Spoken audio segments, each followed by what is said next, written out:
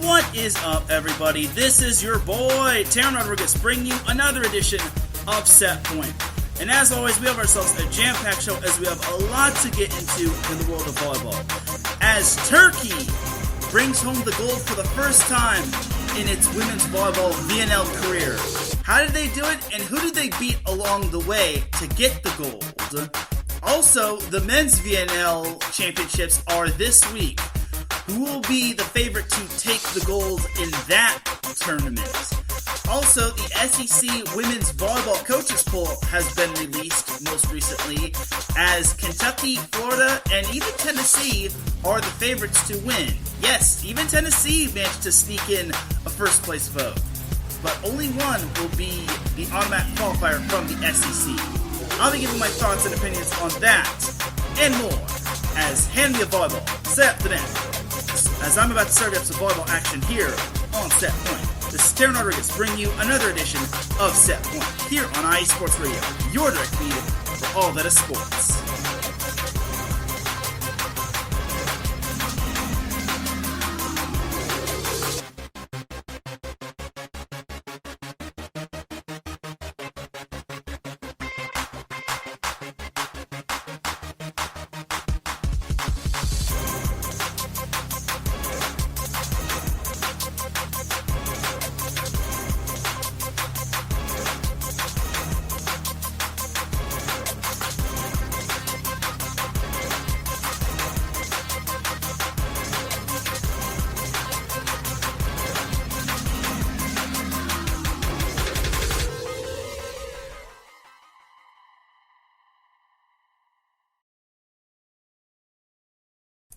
And welcome one, welcome all to another edition of Set Point.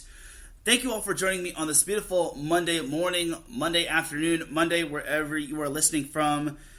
Either way, you have made your way into episode 203 of Set Point. And without any further delay, let us begin. But first and foremost, Set Point would not be where it's at without IE Sports Radio, providing the platform to go live on Spreaker. Please do follow IE Sports Radio on Twitter, Instagram, and on TikTok at IE Sports Radio. Also, please do follow IE Sports Radio on Facebook if you still use that, as all you just gotta do is type in the word IE, then sports, then radio, and then boom, that's how you're able to follow IE Sports Radio on Facebook, if you still use that. We also have a website, www.iesportsradio.com, and when you go there, you will see all of our shows, including this one, Set Point, and in addition, our website will include our blog page, our Hall of Fame, and our merchandise shop.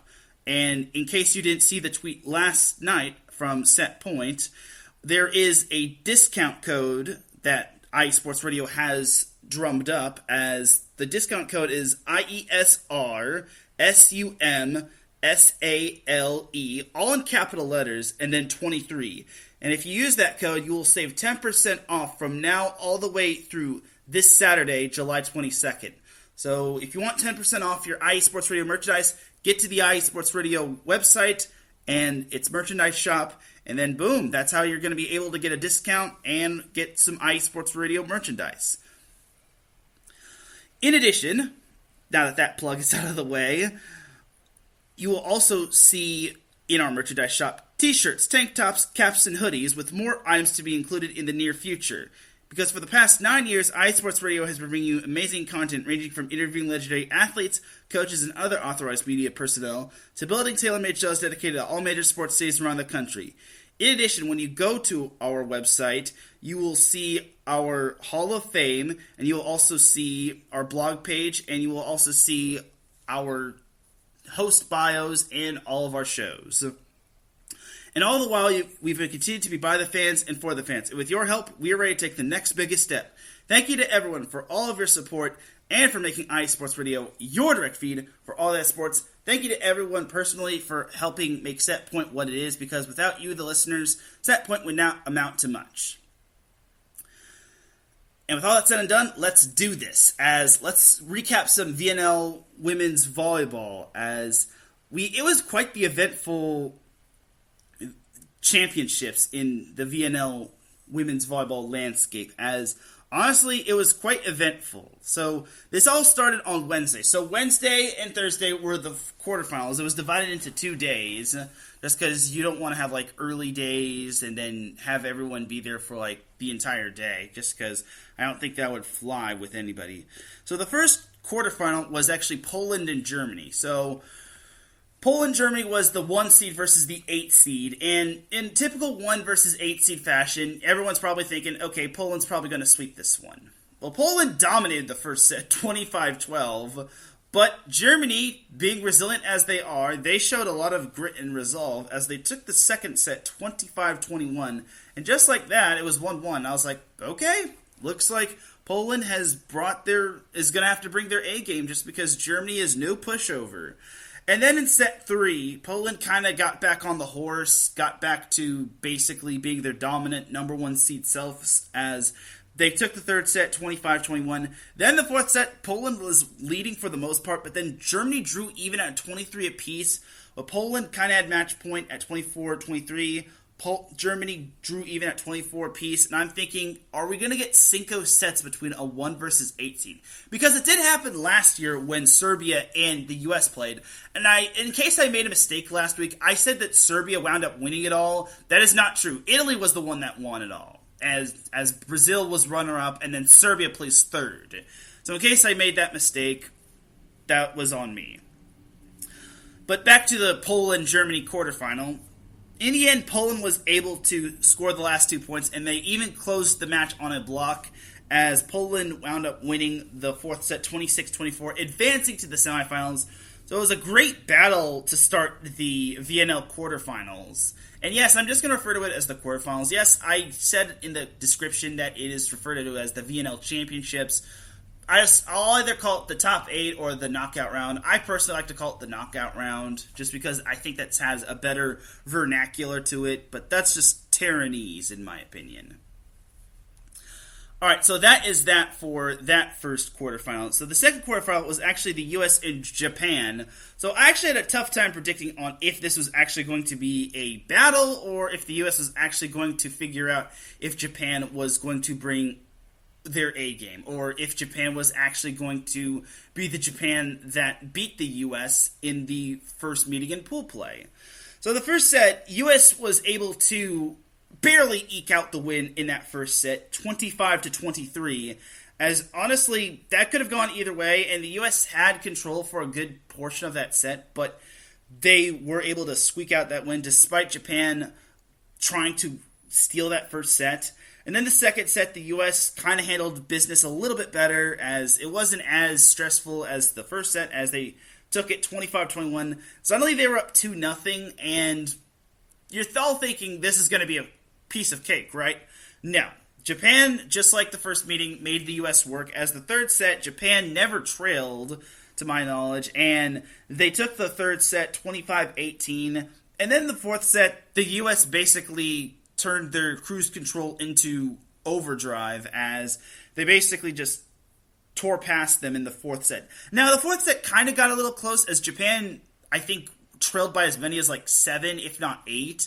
But then they drew within 3 at 21-18. But the U.S. scored the last 4 points to take the fourth set 25-18 to advance to the semifinals, which was great for the U.S. just because that avenged their earlier loss to Japan, and it also guaranteed at least a top 4 finish, which was good for the U.S. just because they have a bunch of young yet good experienced talent. It's a mixed bag for the U.S. They have experienced talent, and then they have inexperienced talent. So it's kind of having to take the yin and the yang and the good, the bad, and whatnot. So then moving on to Thursday's quarterfinals, we had Brazil versus China. So as I mentioned on last Monday's show, I predicted China would beat Brazil. And for those that missed last Monday's show, I predicted Poland to beat Japan, or Poland to defeat Germany, and then the U.S. to defeat Japan. The U.S.-Japan one was kind of a tough one to predict, but I had a feeling the U.S. would kind of pull out the win. So, between China and Brazil, China, in my opinion, I felt was going to be the one that was going to come out on top. And you have to remember that Brazil lost one of its top players due to an injury, which was so bad and so sad. And you also have to remember that Brazil and China were practically neck and neck when it came to the standings. Brazil barely got the 4 seed over China. But in the first set of the quarterfinal, China took the first set 25-21, and then followed it up by taking set 2 25-20. And at that point, I was thinking, well, this is looking definitely good for China. And then in set 3, Brazil being the resilient team that they are, they took that set 25-20, as Brazil is never going to go down without a fight. Brazil is always going to battle to the very end. You have to remember that they also have Julia Bergman, too. She was a force to be reckoned with. And then the fourth set, just like all the other quarterfinals, in terms of the closeness in set 4, China led throughout most of the set, and then Brazil, being the scrappy and resilient team that they were, they didn't quit, and they actually drew even at 23-23. And I'm thinking, are we going to get a fifth set? No. China closed the door on them, scored the last 2 points, and wound up taking set 4, 25-23, and the match. As China, in my opinion, I had them as a dark horse. The interesting thing is that, honestly, I don't think anybody saw China coming when it came to them being so good. I mean, their win over the U.S. was probably what spurred them to being really, really, really good. And then the last quarterfinal was Turkey-Italy. Now, I've basically been saying this all throughout last episode. Sorry. Sorry about that. Something was interfering with my mic. But Turkey was just oozing with talent. They had one really tall girl on their team who could practically just block anything. She was practically the Great Wall of Turkey. And against Italy, I kind of had my hesitations when it came to Turkey-Italy in terms of predicting. But honestly, I basically was saying Turkey was oozing with talent. And Italy was good, but if you all saw on Twitter, I foolishly predicted Turkey-Italy to go the distance.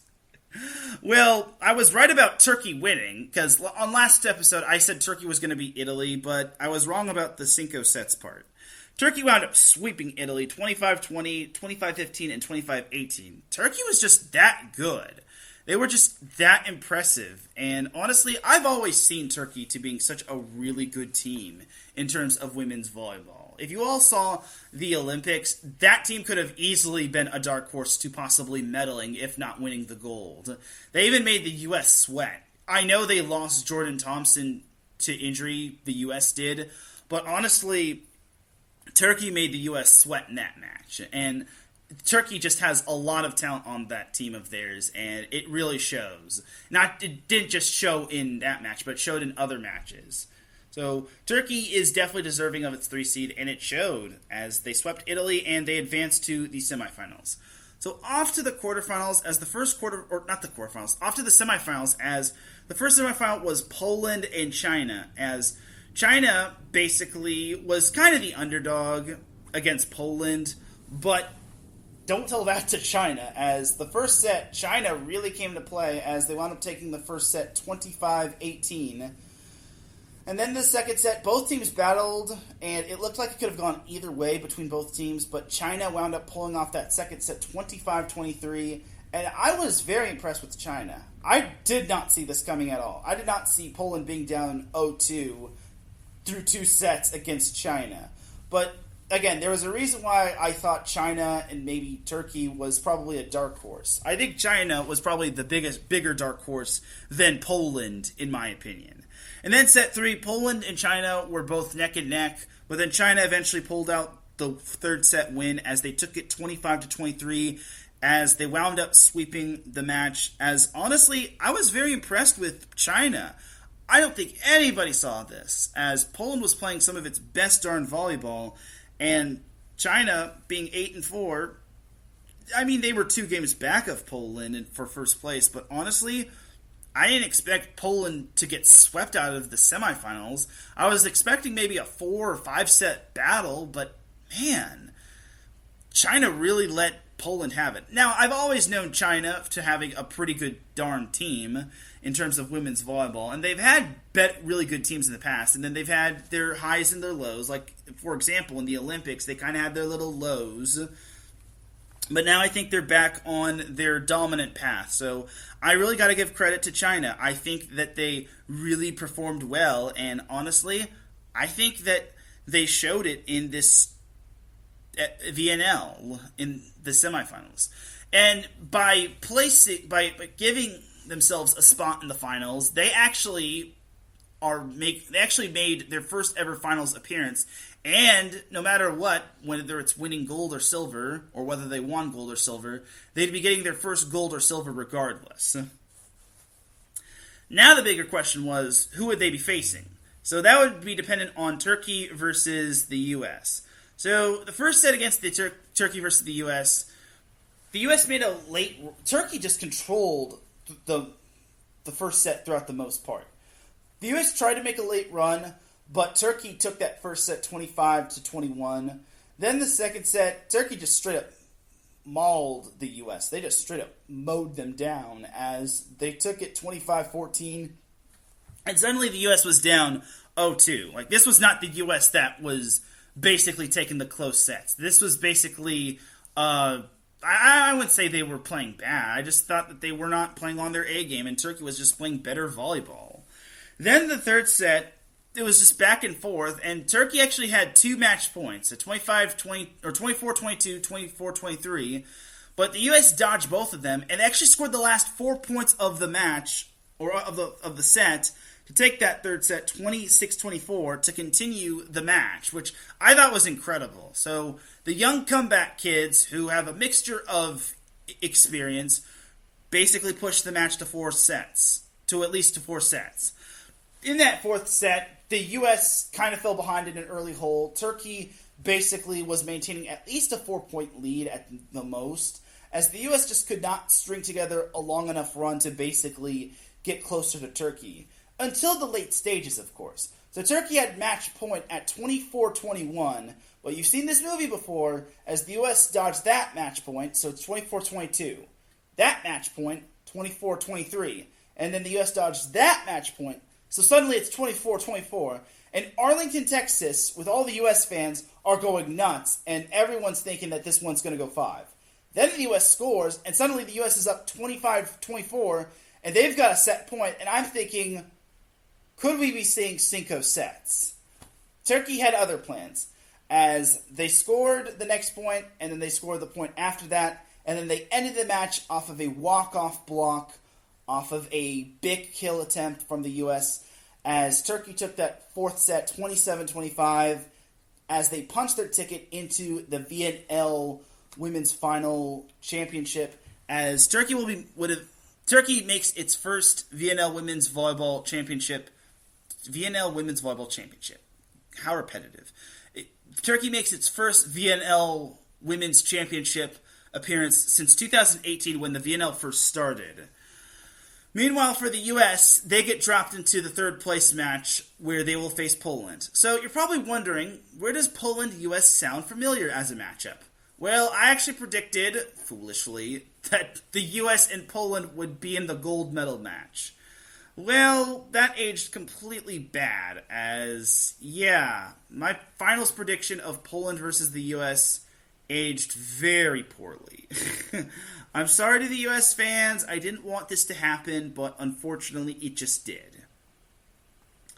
So the third place match between Poland and the U.S. Poland, this is basically the battle of runs, or the match of runs. So first set, Poland just dominated the U.S. I don't know if it was the U.S. just being exhausted from last match, but they just steamrolled the U.S. in that first set, 25-15. But the U.S. returned the favor as they took that second set 25-16. Then in the third set, the U.S. led in the early stages. They were up like 9-7, but then Poland decided to flip the script and tables the turn, or turn the tables, as they took the third set 25-19. Basically, like I said, this was the match full of runs. But then the fourth set, the U.S. kind of flipped the script as well, as they took that fourth set 25-18. And yeah, like I said, sets 1 through 4 were just sets full of runs. basically who had the runs who basically allowed them to take the set, basically wound up winning that set. But then the fifth set came along, and it looked like it was going to be a blowout, as Poland actually jumped out to a 5-1 lead, and I'm thinking, looks like the U.S. might be out of gas. But then the U.S. kept battling back, slowly but surely. They hardly led in this set until the late stages, as they eventually had match point at 14-13. Poland tied it up, and then the U.S. had match point at 15-14. Poland ties it up again, and then Poland winds up scoring the last 2 points, and they even wound up winning on a walk-off block, as Poland took the fifth set 17-15, and the match, as Poland takes third, and Poland actually made history, as that actually marks their first ever medal in the VNL on the women's side. So honestly, I will say this about Poland. While I kind of felt they underachieved, especially getting swept out of that semifinal, I thought they did good, and getting a medal is not bad. Now, if they had gotten swept in the semifinals and in the third place match and not medaled at all, honestly, I would have just said that Poland just straight up underachieved. Now, for the U.S., this has kind of been a running theme here. They always do great in the preliminaries or pool play, and then the past 2 seasons have seen them, or the past 2 VNLs, have seen them basically get tripped up. Last year, they got tripped up in the quarterfinals against Serbia, and then this year, they lost in 4 sets to Turkey. Granted, that 4th set could have gone either way in the late stages, but unfortunately, they just ran into the buzzsaw being a very talented Turkey team who had one of the taller players in probably the entire VNL. But unfortunately, this is where you kind of wish you had Michelle Barsh-Hackley and Jordan Larson, a.k.a. the Governor. I kind of wish they would have those 2 players. And this is no knock against some of the current players. I really like Ali Fronti and Micah Hancock and Ali Carlini, or the other setters and outside hitters on that team. I really like the core that the U.S. has. They're just a few years away. I think they just lack the experience, and I really hope that they're able to get this experience problem solved before the Olympics come in 2024 in Paris. That's just my opinion, just because the Olympics basically are next year, and if the U.S. wants to win gold again, they have to, I repeat, have to be on their A game, and they have to have that experience factor under their belt. Otherwise, they're not going to have a whole lot of success, which I understand that this year was a bit of trying times. They had some players who hadn't been on the U.S. team. They even had Asia O'Neal, who was basically splitting time with practicing with Texas and then still being here with the U.S. national team. Heck, she's actually just preparing for her final year at Texas. And as a matter of fact, she actually doesn't have to go far. She's still in Arlington. So that's good news. But all in all for the U.S., I kind of felt they underachieved. I mean, either way, regardless of who won or who lost with U.S.-Poland, I feel one of those teams underachieved.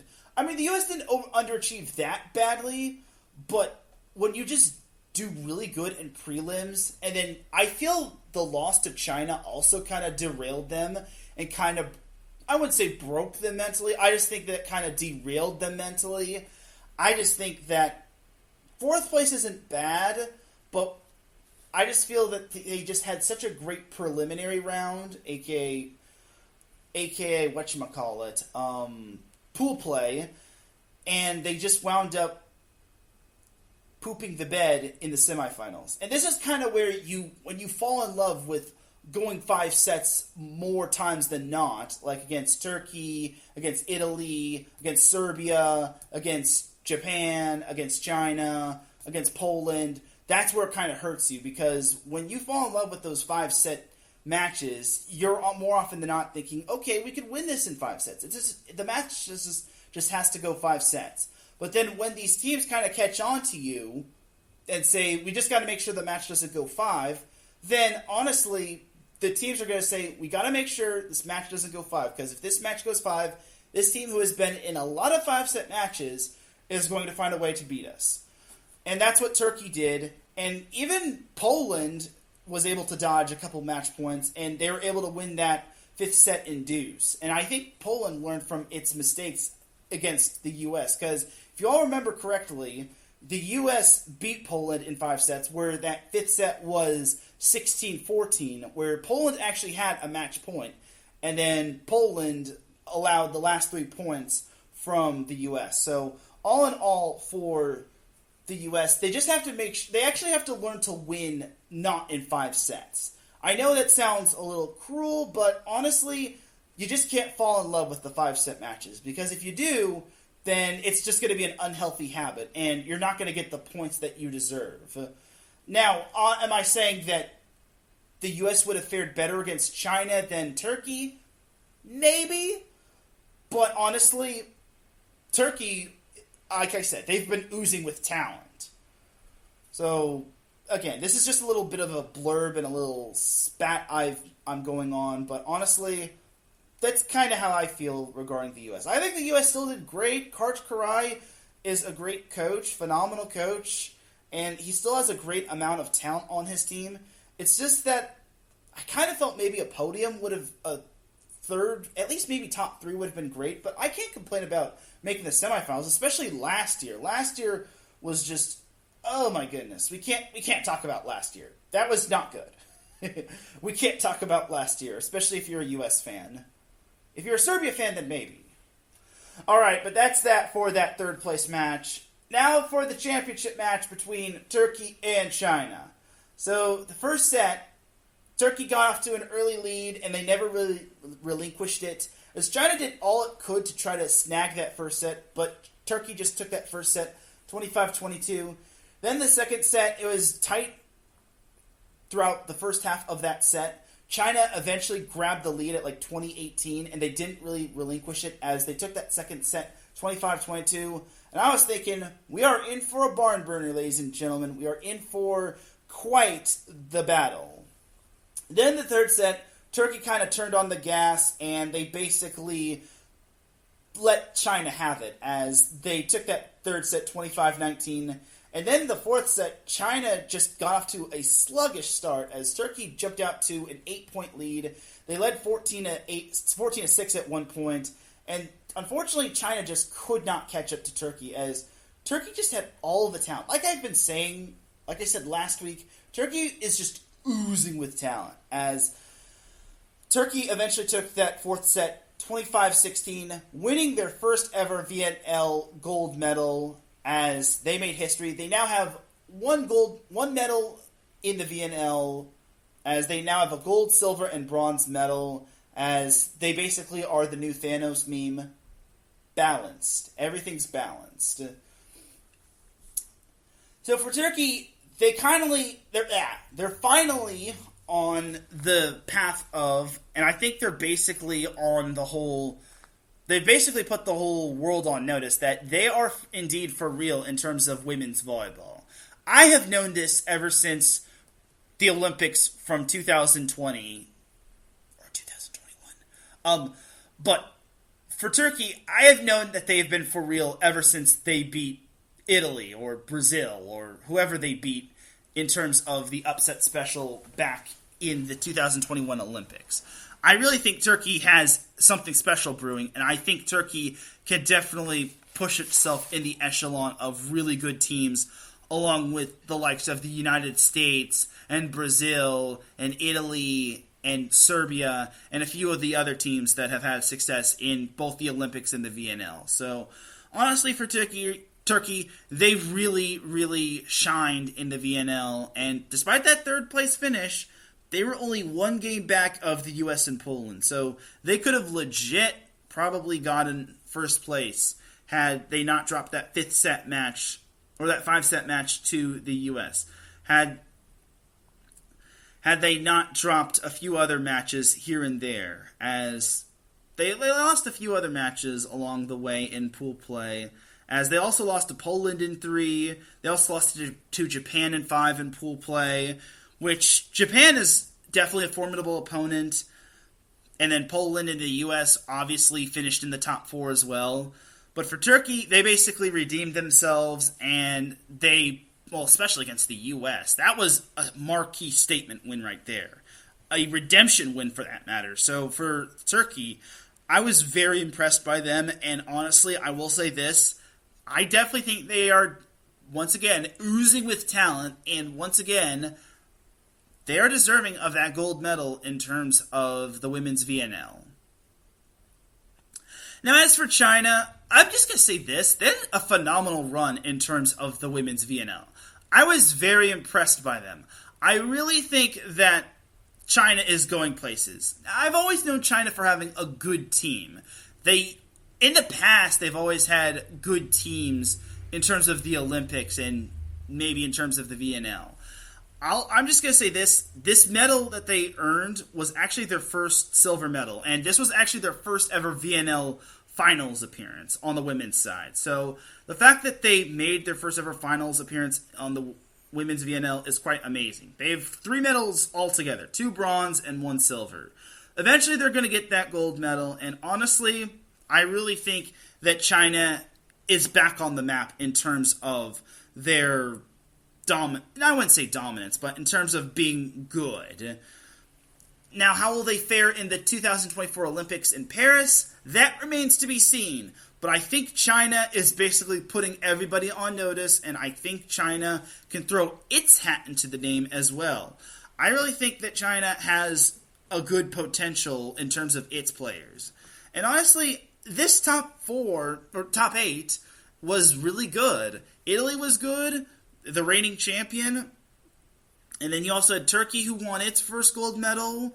I mean, I know Italy got dismissed in 3 sets, being the only team that got swept out of the first round.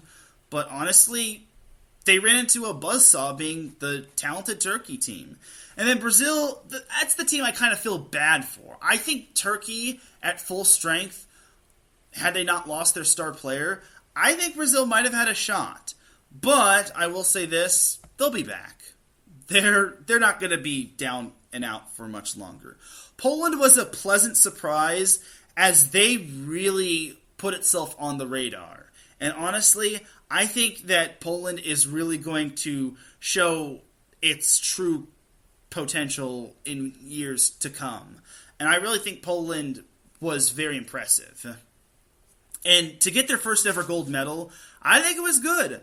I think they have that potential, and I think eventually they're going to build off that. If they could just say, look, this is how we beat some of these better teams, and this is how we basically build off this. Because this bronze medal is eventually going to turn into a silver medal, which could possibly turn into a gold medal.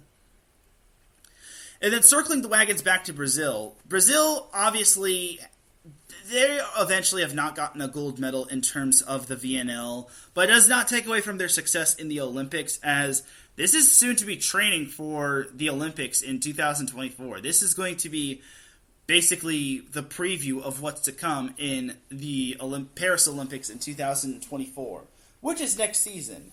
And I'm really excited for it, as I can't wait to see what happens when it comes to all these teams putting their fruition into motion. So as where it stands, the U.S. has 3 medals still. Turkey now has 3 medals altogether. Brazil has 3 medals, and China now has 3 medals. Poland, Serbia, and Italy each have 1 medal, with Italy having that gold medal from last year, Poland having the bronze medal from this year, and Serbia having the bronze medal from last year. So all in all, for the women's VNL, it was an enjoyable experience. And for those that got to experience this in Arlington, Texas, good for you. I'm glad you were able to experience the women's VNL, and if I were in Texas, I would have totally gone to that. Unfortunately, I was not, and sadly, I just could not experience it. And also, I didn't really get the chance to see the last day of the women's VNL just because I was working, but I was able to catch some of it, so what can you do? But all in all, that was basically it for the women's VNL, and I hope it comes to Southern California like the men's did, so we'll see what happens. All right, but that is that for the women's VNL. So jumping on over to the men's VNL, or the FIVB, or the Volleyball Men's Nations League. Either way, let's jump on over to the men's VNL. All right, so this weekend will be the men's top 8, or the men's knockout round, and unfortunately they didn't really give us times and days. I imagine it's going to be just like the women's side of things, it looks like the 2 seed is going to be facing the 7 seed on Thursday, as well as the 3 seed facing the 7 seed or the 3 seed facing the 6 seed on Thursday, and then the 5 seed takes on the 4 seed on Wednesday. So let's go in chronological order here. Should I go chronological order here? Nah, I'll just go from 1 seed down. As Mike Pat popped in the chat room, he said, "Teran, have a great show, sir. Thank you." And Larry B popped in the chat room. He said, "Here." Okay, Larry B, I took roll, but yeah, you're here. Anyway, so let's start off with the U.S. versus France in the quarterfinals. So many are probably thinking, well, this could probably be a good matchup just because France pushed the U.S. in pool play, and this is a rematch of last year's VNL final between the U.S. and France, which France wound up winning in 5 sets, almost getting reverse swept. But here's the thing. The U.S. was very tired from their matchup against Argentina, as that matchup was nearly a 3-hour matchup. And honestly, the U.S. had every right to basically say, "I'm tired," and all their players said that they were pooped and they were gassed and whatnot. So I honestly think the U.S. is going to beat France. And this is no knock against France. They barely made the top 8 as their set.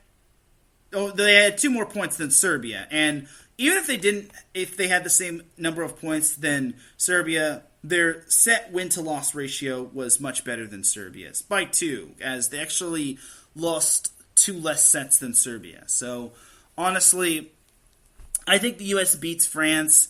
And again, no knock against France. They are last year's champion. You can never doubt the heart of a champion. But honestly, I will say this. I think the U.S. is playing some of its best volleyball on the men's side. And you never can doubt John Spera's team. Next up, we have Japan versus Slovenia. Slovenia has always been a scrappy team, but Japan was having such great success. And then came their last 2 matches. They were 10-0 through their first 10 matches, and then the last 2 matches, they kind of fell apart as they lost to Italy, who I don't know if they're still young.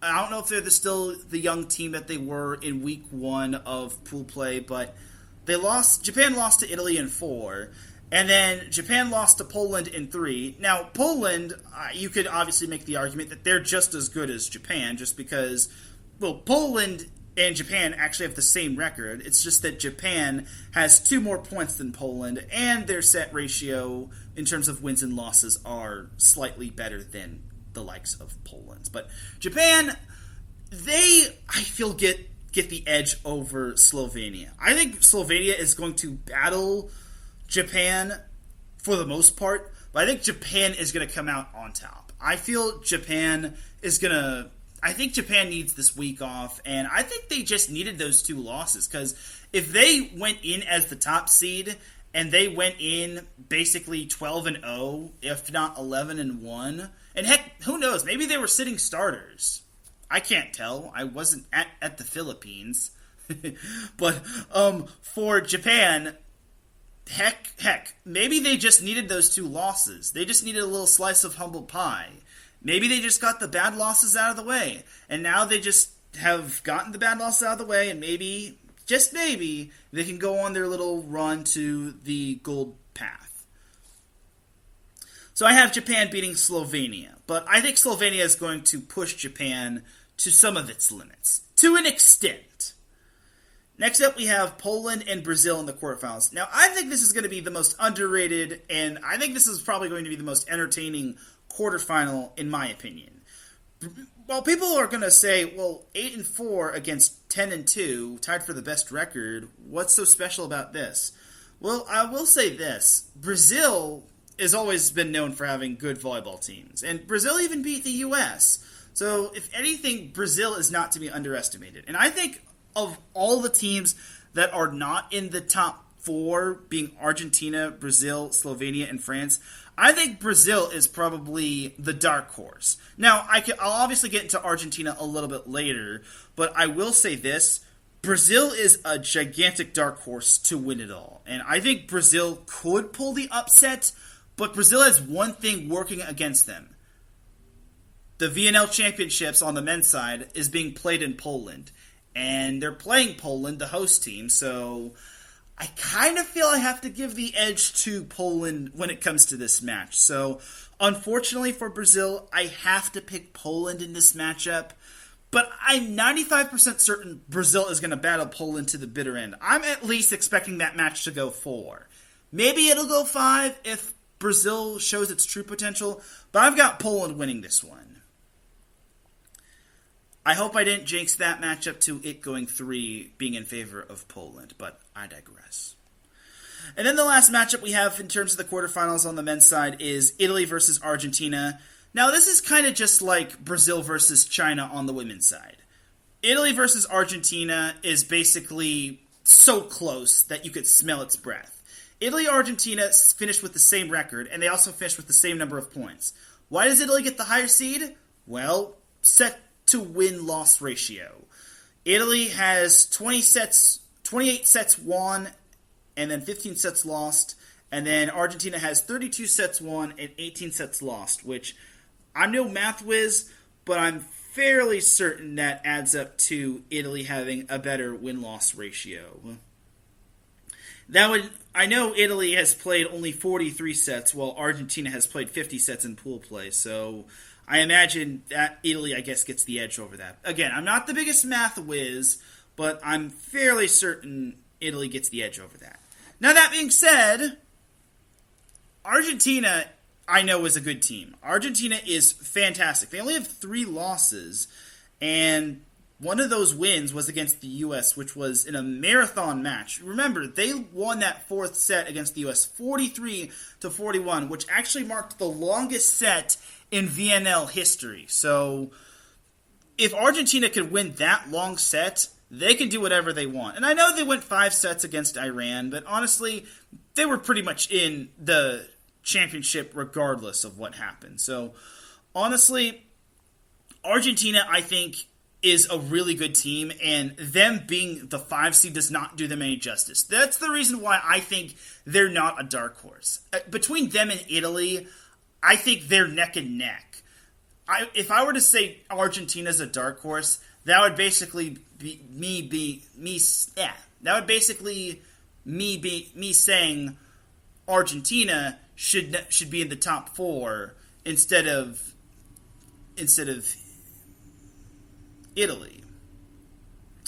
But all in all, I think Argentina is going to take this matchup against Italy. Now, again, Italy might have changed ever since their first week, but honestly, I think Argentina just has that inner dog in them. I think they are much better, but so is Italy. And Argentina's losses have come at the hands of Brazil, which was in 5 sets. They lost to Slovenia in 4, which is not a bad loss. And then they lost to Japan in 5, which also is not a bad loss at all, just because you took Japan to 5. That's pretty darn impressive if you ask me. And then you look at the body of work that Argentina has, it's pretty impressive if you ask me. So their only losses are to top 8 teams. Other than that, Argentina doesn't have one bad loss. But you could say that for the entirety of the top 8 minus France. So, for me, I think Argentina beats Italy. But if any match is going to go 5, it's got to be Italy-Argentina. I think Argentina is going to pretty much have their grinded out bully ball match against Italy.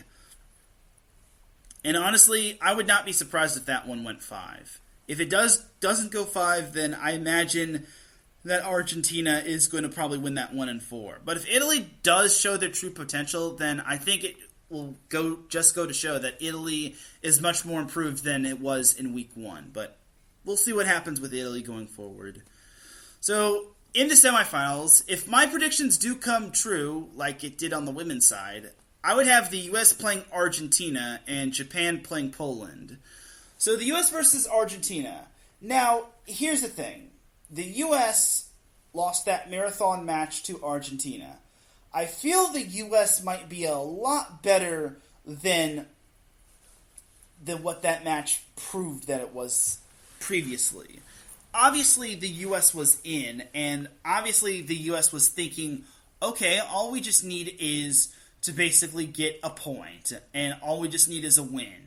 And we're basically the top seed. I feel they were just focusing so much on getting that top seed, and they weren't focusing on the match entirely. I mean, they were up 2-1 against Argentina, but I just feel they just were not up, just weren't fully focused. But all in all for the U.S., I feel maybe their focus is going to be shifting right back against Argentina. And I think they're going to be much better this time around against Argentina than the previous time. I feel the U.S. is going to be a whole lot more focused. While they are still within their flaws, and while they still have their flaws, I feel the U.S. is still playing some of its better volleyball, and I feel that the U.S. has what it takes to basically knock off Argentina in the semifinals. And that's no knock on Argentina. I think Argentina is going to give the U.S. a battle like none it's ever seen. But I just think that the U.S., with all of its returning talent and experience, and obviously with John Spirall leading the way, I think the U.S. is really going to show its true potential in the championship round. Semifinals, especially. And then we have the other semifinal, Japan versus Poland. Well, here's the thing. Japan, like I said, they were playing its best volleyball through its first 10 matches, and then they lost their last 2 matches. But even in some of their matches, Japan unfortunately wound up going the distance with a few opponents, such as Argentina. Now they would be facing Poland if my prediction comes true. And I will say this: Poland is the host team, and Poland should have the distinct honor of being that host team. But I will also say this: it'll be very tough to beat the host team that is Poland. I'm 99% certain that a lot of Poland fans are going to be coming out in full force and supporting Poland throughout the entirety of the VNL Men's Championship. I really think that this is going to be the biggest barn burner ever. What do I think about this matchup? Well, for starters, I really think this is going to be the average 2 versus 3 matchup. I think it's at least going 4. Maybe it should go 5, which is probably my dream, and maybe every other volleyball fan's dream. But I think Poland pulls it out. I think Poland pulls out the win over Japan. Now, again, maybe it's because I'm thinking Japan isn't playing its best volleyball as of late. Maybe it's because Poland is the host team and they have to put on for their country, unlike what the U.S. women's did in the semifinals against Turkey. But I just think Poland is going to be a whole lot more prepared in this situation. Now, Japan was very scrappy, and I do give them a whole lot of credit. Going 10-0 in the VNL in pool play is so not easy. It's very tough. But honestly, you have to basically be pretty much you have to play perfect volleyball if you want to be perfect in VNL play. So honestly, I feel Poland being the host team will eventually pull it out in the other semifinal, which means my final is probably going to be USA Poland, just like it was on the women's side. I feel that's the most ideal matchup, the host team versus the United States. I feel that's basically... I feel we're going to get at least one... We're going to get at least... Bottom line is this. We're getting at least one 10-2 team in the final. Maybe we can get 2 if the U.S. or Poland/Japan hold their end of the bargain.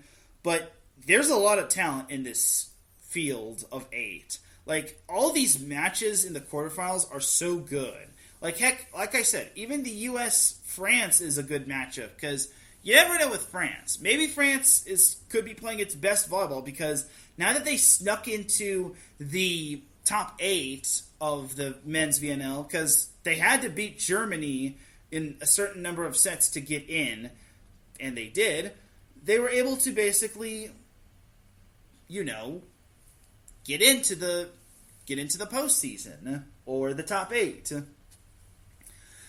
And unfortunately for Serbia, they just fell 1 point short or 2 points short, as sadly France just basically all France just needed to do was win, and that was it.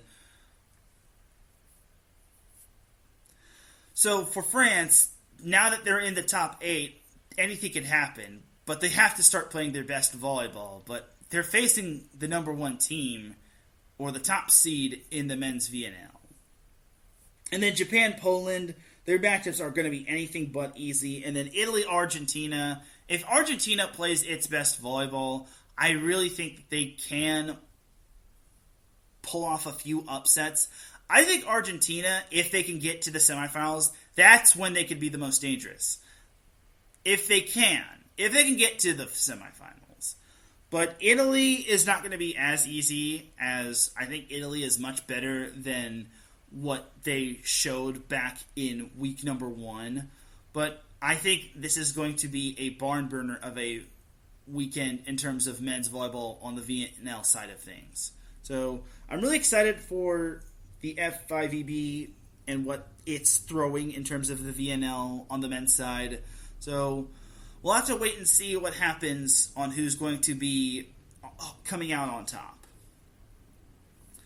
But for right now, that is basically going to do it for the VNL on the men's side in terms of its preview. We're going to take ourselves a quick little commercial break. When we come back, I will be going over the SEC Women's Volleyball Coaches Poll, and that's basically going to be it. Like I said, it's not going to be a long show just because A, I have work, and then B, there's not a whole lot to talk about just because the AVP doesn't have a tournament this week. The NVA has its playoffs next week, and NCAA Women's Volleyball isn't for another month or so. Yeah, about a month until scrimmages happen, and your boy will be back covering NCAA Women's Volleyball. But keep it locked here. You are listening to Set Point here on IE Sports Radio, your direct feed for all that sports. We'll be right back after this. Hello, sports fans. It's me, your boy Larry B, and I want to walk you through the world of sports.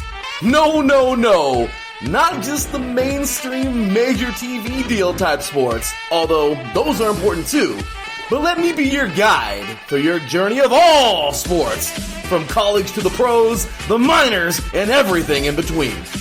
Each week, we are talking sports galore with true diehards just like you from a hardcore fan's perspective that's sure to quench your thirst around leagues you may know all too well and some you may even discover here. That's right, sports fans. If you love sports of all kinds, enjoy hearing amazing sports stories, and respect all sports because you know how difficult any of them can be to play or compete in, then this is your show. Join me, your boy Larry B, on the defining moment each week here on IE Sports Radio, your direct feed for all that is sports, and let the sports come to you.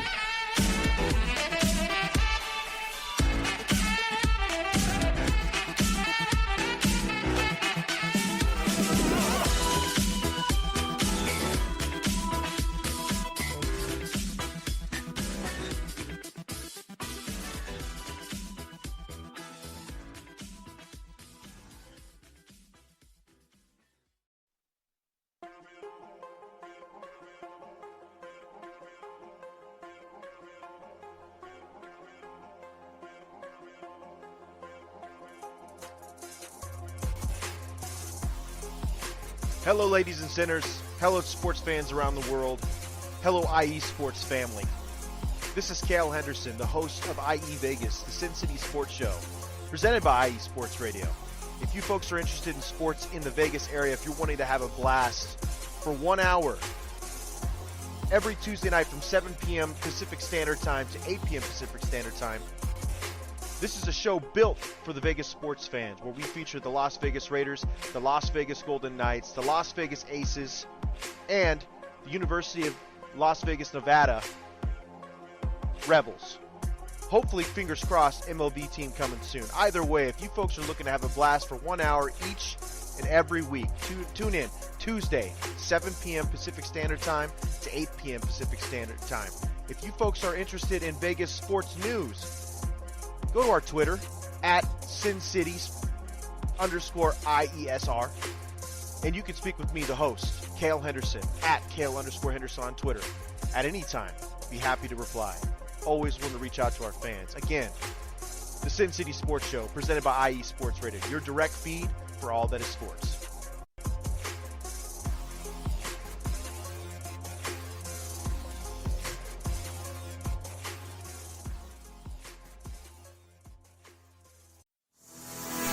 Sports fans, do you like teams that are tough, cities that are tougher, and fan bases that are passionate about their teams? How about teams that are historic and stadiums that are iconic? Then you belong in Chicago, and you need to check out Chi-Town Weekly. Join me, Adam Kernan, every week as we keep up with all things Chicago sports. Bears, Bulls, Blackhawks, Cubs, White Sox. We'll cover them all, plus more. The Windy City is always buzzing, and we'll keep you up on all the big games and major stories. So tune in to Chi-Town Weekly every week right here on IE Sports Radio, your direct feed for all that is sports.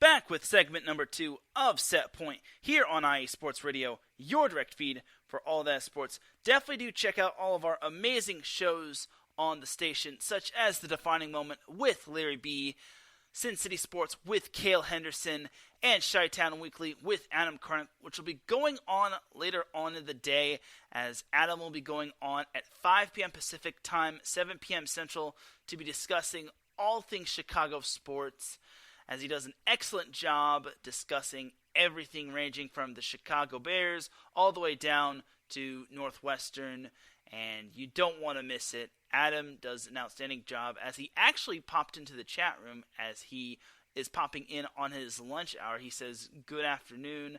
I hope you are enjoying your show and hope it goes well." And thank you, Adam, for tuning in. I also wanted to give a shout to Davidson Crooks in the chat room as well. He says, "What's good?" And now that Davidson Crooks is in here, he being an SEC fan, the fan of Alabama, it's actually a perfect segue to go into our next topic, the SEC Women's Volleyball Coaches Poll. So this was released on Wednesday, July 12th, and on that day, it basically was released as the following. The preseason coaches poll has this team finishing with 142 points with 10 first place votes. And the team that is slated to finish first in the SEC in women's volleyball is, if I can get a drum roll please,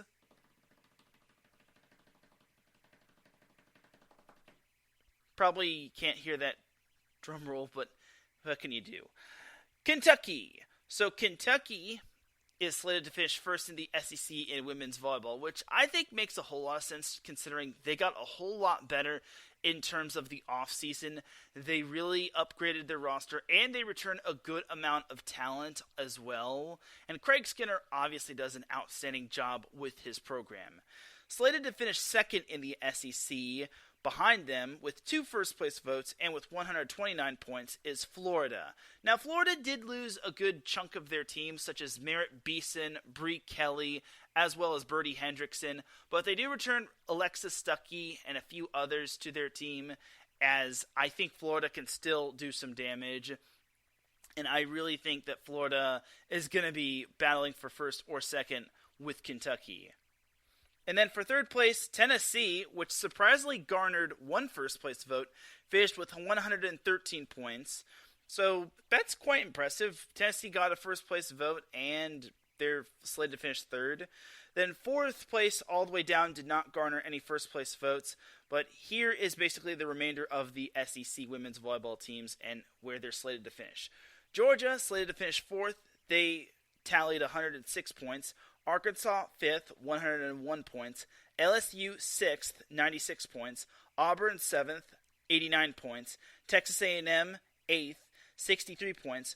Ole Miss and Mississippi State tied for 9th, each having 42 points. South Carolina, 11th, 39 points. Missouri, 12th, 30 points. And rounding up the SEC standings in terms of the coaches poll is Alabama, as they are slated to finish last, and they have 22 points.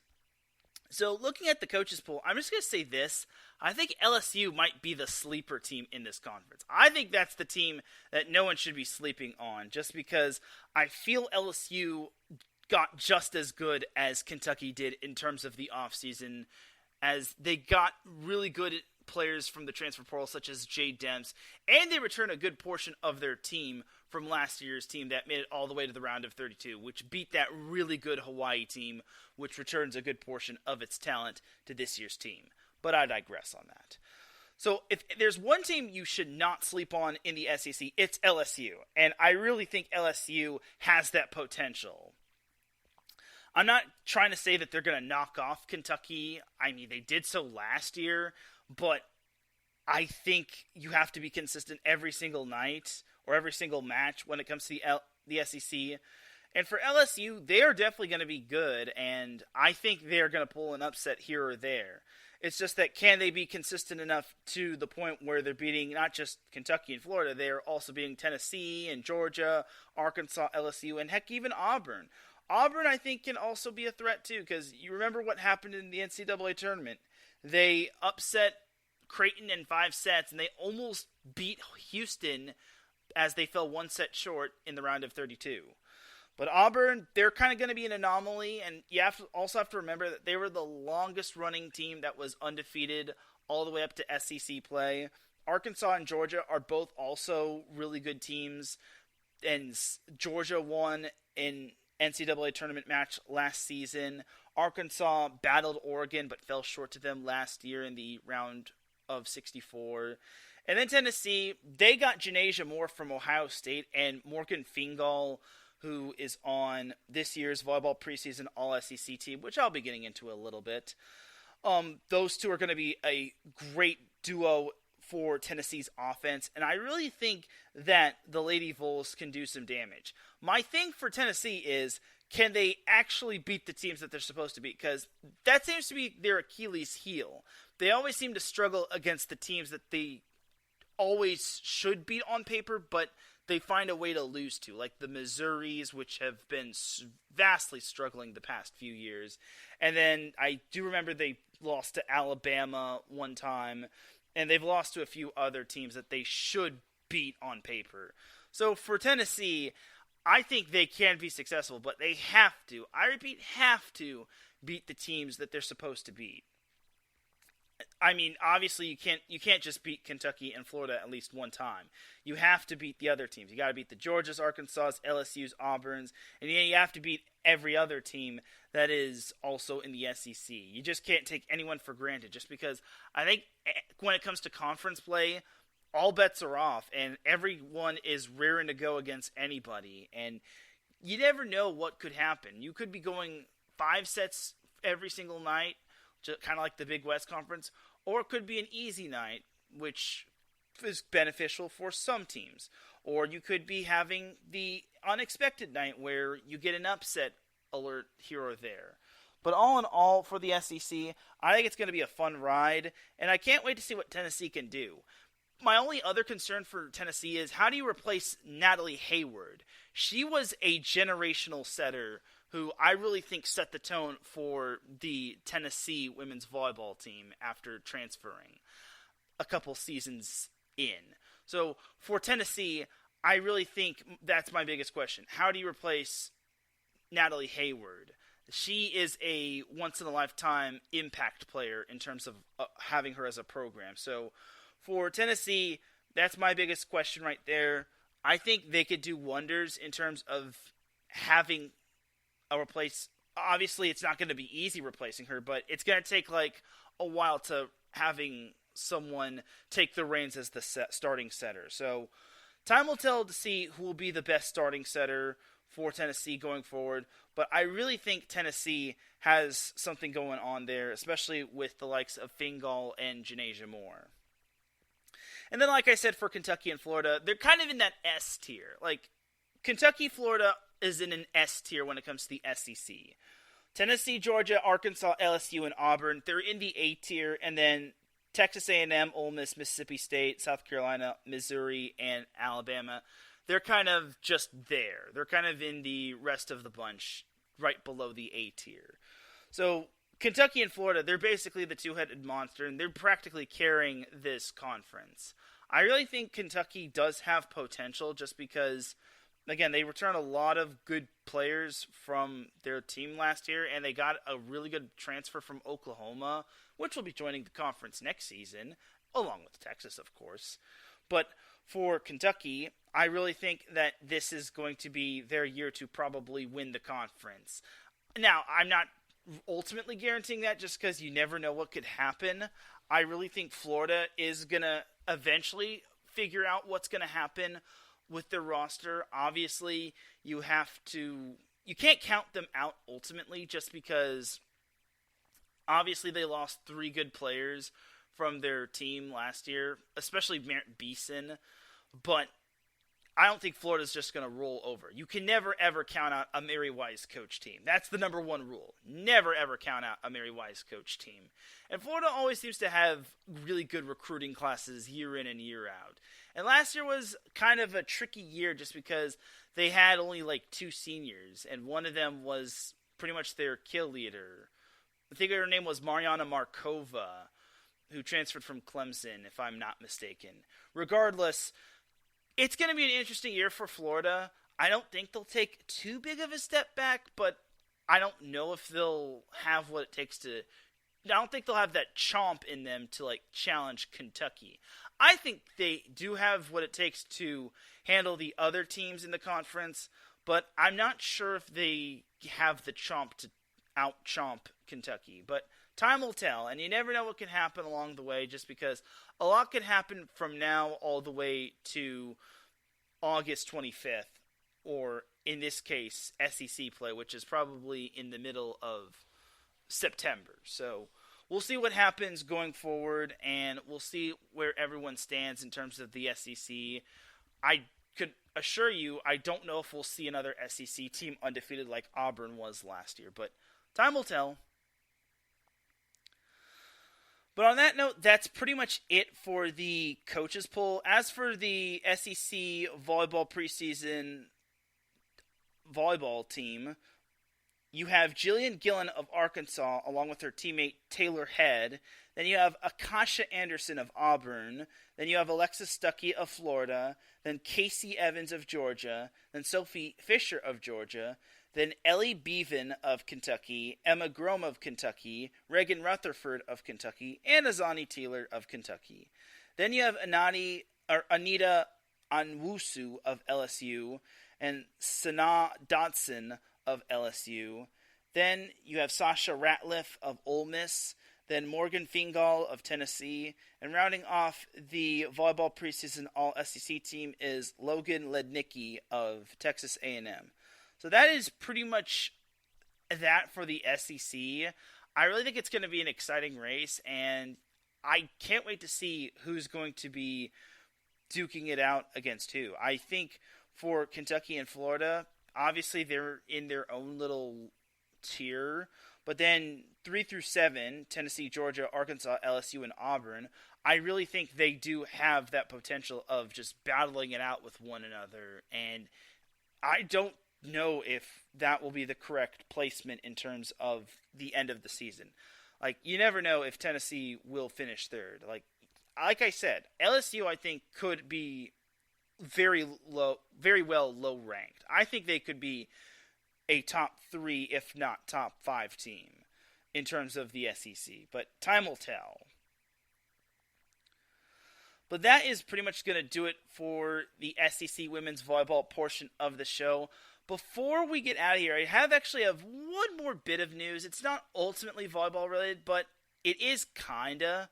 As Vanguard University, it was announced on, I want to say Friday, if not Thursday, or last Thursday, which was actually 1 or 2 days after the SEC coaches poll was released, as Vanguard University has been moved up from the NAIA up to NCAA Division II. Now, what does that mean for their volleyball teams? Well, for their women's volleyball team, that means they're going from the GSAC, the Golden State Athletic Conference, to the Pac-West Conference, which is home to the likes of Biola, which was formerly in the NAIA, Concordia, which was also formerly in the NAIA, and a few other conference teams such as Chaminade, which wound up winning the conference, Hawaii Pacific, and many others. And then, in terms of their men's volleyball team, you're probably wondering, well, what's going to happen with them since there is no NCAA Division II? It's just NCAA Division 1-2, then NCAA Division 3. Well, let me fill you in on what's going to happen with Vanguard University men's volleyball.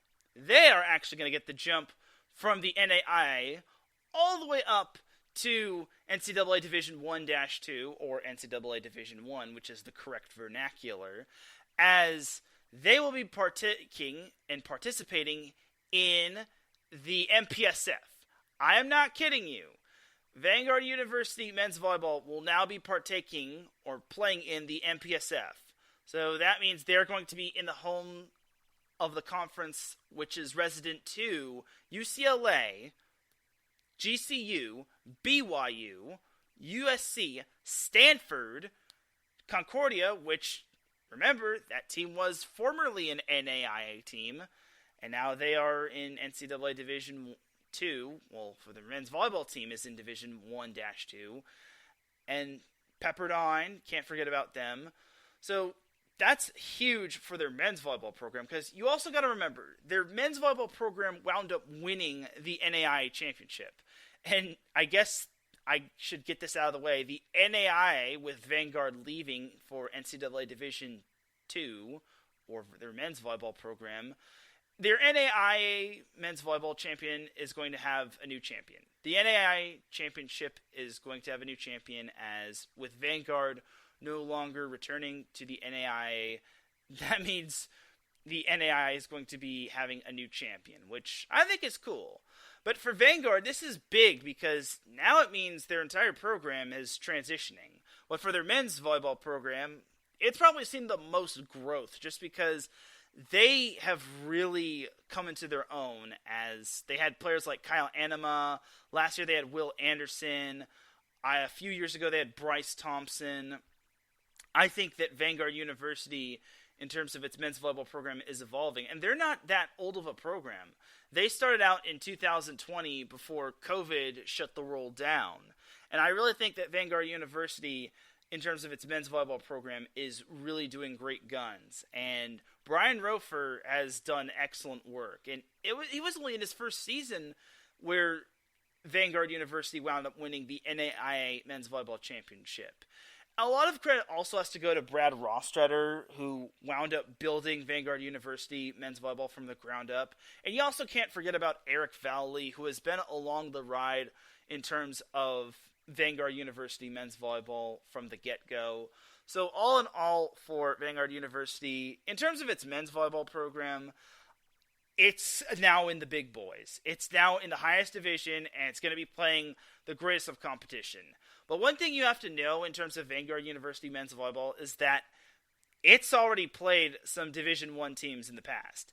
It took on CSUN, and if I recall correctly, last year it beat CSUN, which was darn right impressive.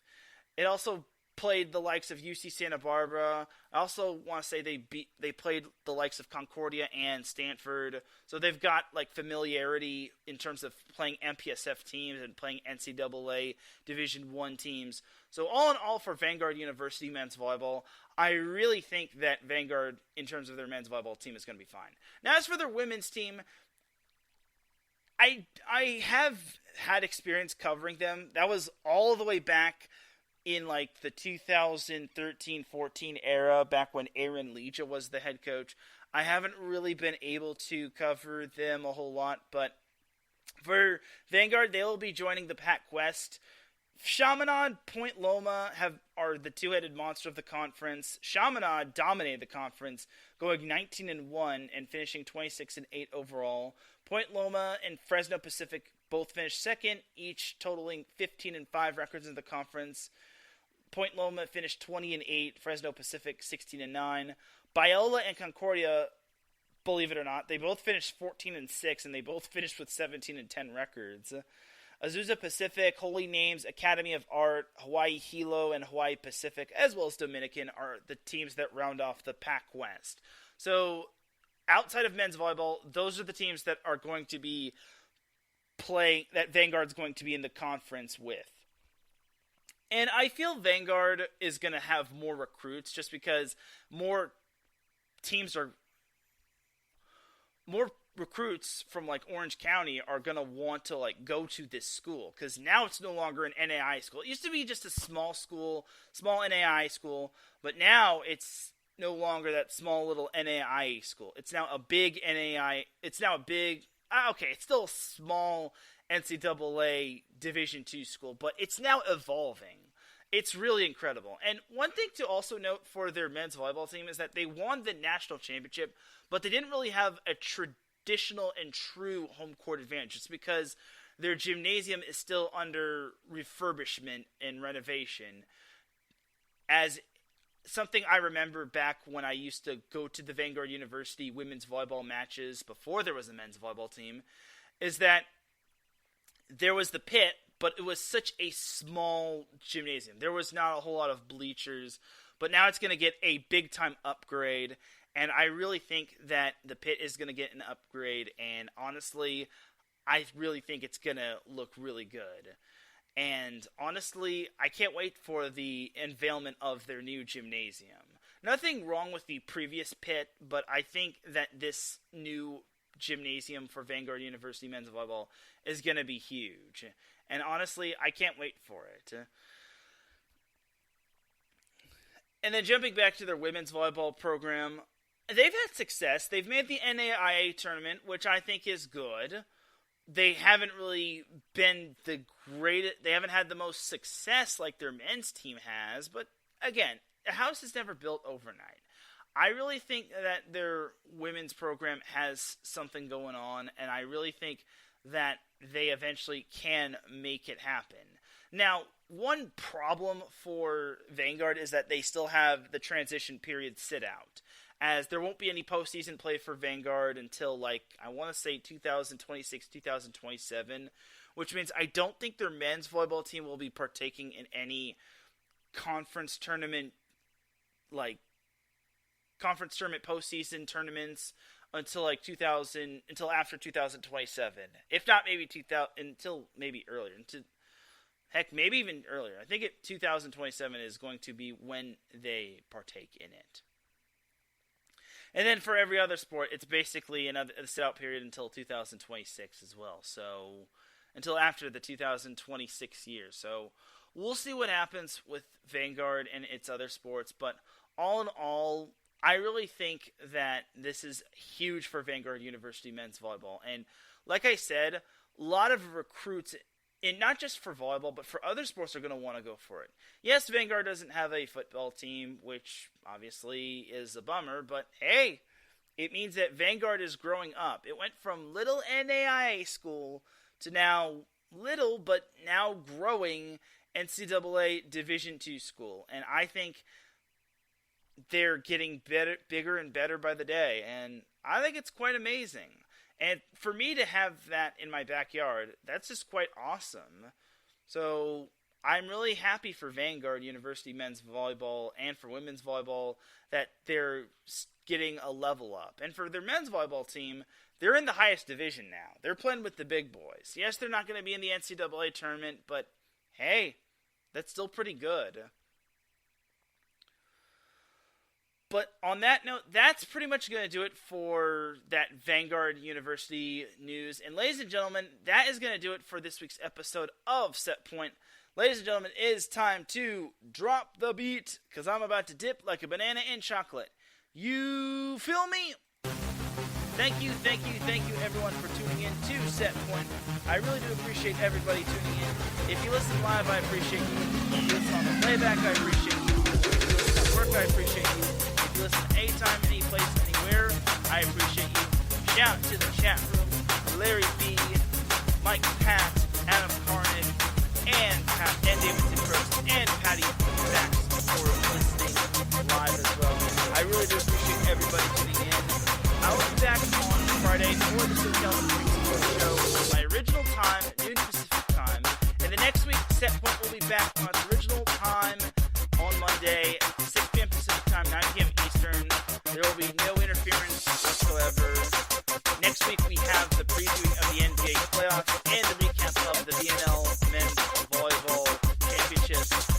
You won't want to miss it. For everyone here at IE Sports Radio, this is Teran Rodriguez signing off. Have a great rest of the week. Be kind, be safe, and I will see you Friday for the SoCal Supreme Sports Show. Peace!